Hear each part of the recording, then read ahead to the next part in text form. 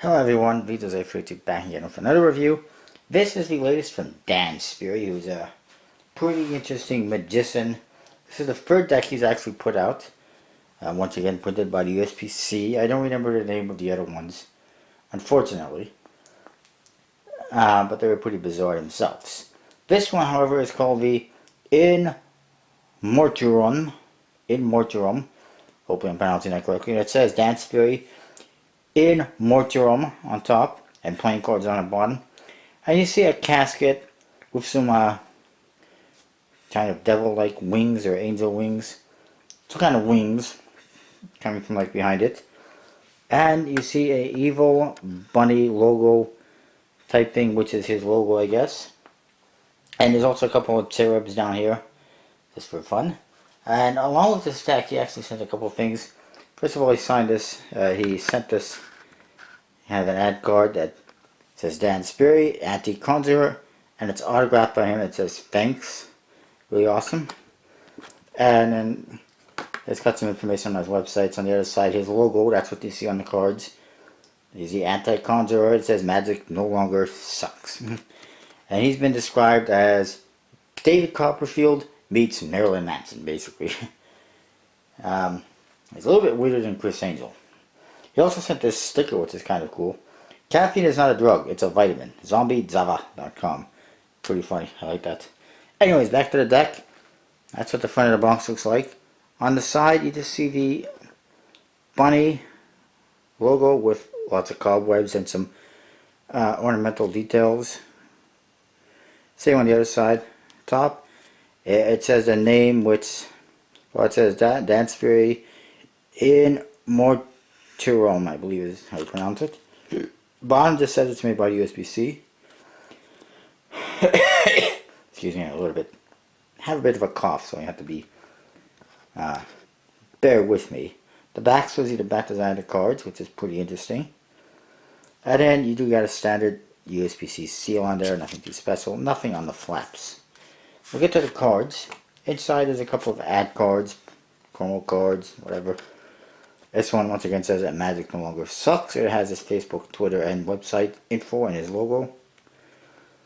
And then you see the back on the back design on the other side. It's those bunny logos. There is cobwebs in the corners with what looks like dead doves, and something bizarre here. I'm not sure what the hell is going on here, but there's something in there. Almost looks like it's some kind of a figure or something. I don't really know. The borders are a little bit thick on this one, as you can see, but it is what it is. And the other one talks about official merchandise that you can get at his Abracabastard Boutique. Abracabastard Boutique, yes. Shop.dansperry.com. There's a couple of tools down there on the bottom. The Jokers, pretty much the only customization you get is the Jokers and the Ace of Spades. The Jokers have cobwebs in the corners. And you see Dan Sperry's image right there. Down below you see some roots. And then it says Joker right there in the middle. And Joker is actually mirror image, so you can actually reverse it. It still says Joker. It just gets weird upside down. But it's pretty bizarre. But he's had bizarre decks. And you can see the reviews on my channel if you can find them. The other Joker is exactly the same. No reveals or anything. The Ace of Spades is just a spade pip in front of a casket with wings off of it, just like you saw on the front of the box. And it says, actually says Ace of Spades on the bottom in case you're not quite sure.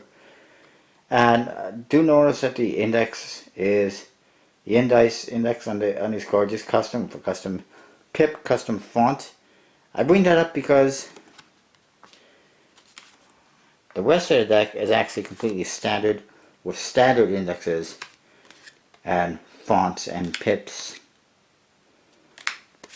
from the chord cards to the number cards and everything. What this means is when you go for the cards, you see the Ace of Spades and it just looks a little bit weird. It stands out a little bit. It's not the end of the world, but it looks like it's just a half-assed deck of cards. In my opinion, he's done better. The first deck he came out with had a so-so back design. It wasn't my favorite. and then the cards were like this, just a standard Ace of Spades and Jokers, and the rest of the cards were standard. They didn't really feel like they belonged. Then the second deck he came out with, which was a new version, the first one was the Crimson, and the second one was the Crimson Resurrection, now that I recall. Crimson Resurrection had a much better back design, and there was basically a new version of the first one. And they actually customized the code cards and whatnot, and it was a hell of a lot better. Even though the code cards were weird as hell, it was a hell of a lot better. This one, he went back to the basics of the first deck. He decided not to customize the code cards or anything like that, and it just doesn't fit together very well. The back design, is not bad. I like it. It's kind of interesting.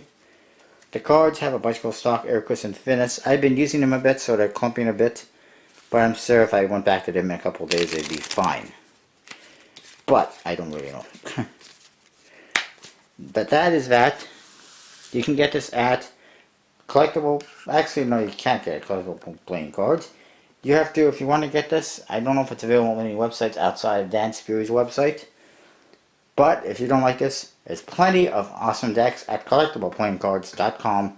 We can go right now, and if you use the code VJose32, you get 10% off your order. How cool is that? I will see you next time.